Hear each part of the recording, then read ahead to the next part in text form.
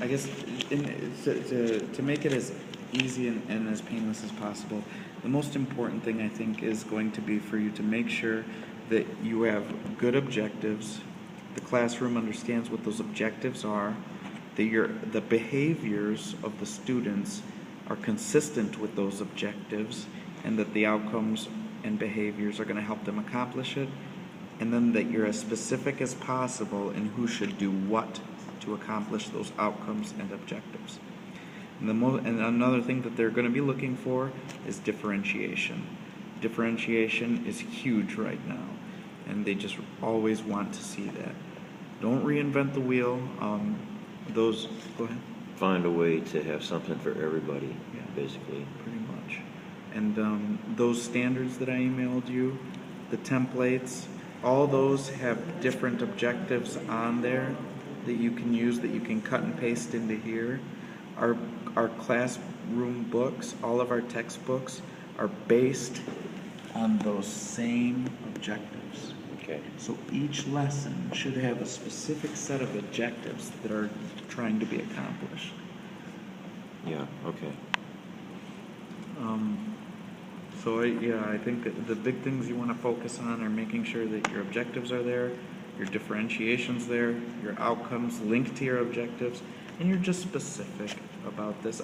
I mean, it sounds intuitive that the learner's role should be doing what the teacher tells them to do, but the easier you make it for these kids, the less behavioral problems you're going to have. Sure. I'm very, very proud of my classroom management, and I fortunately didn't.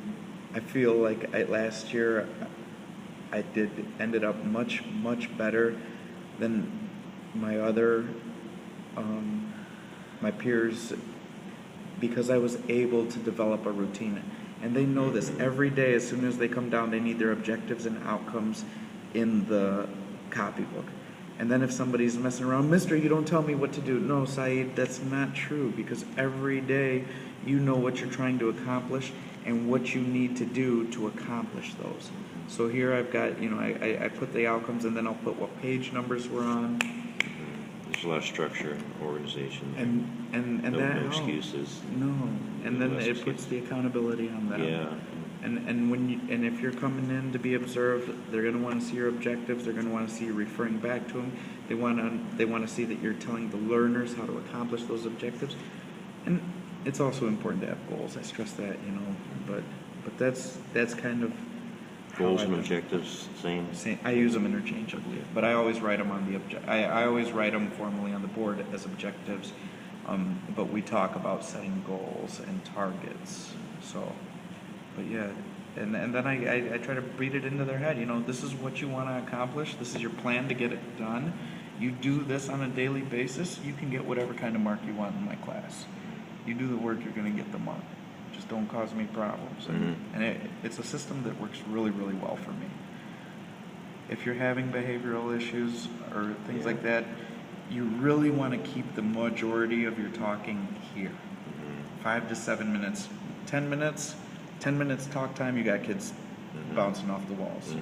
Get them in, put a video up, keep them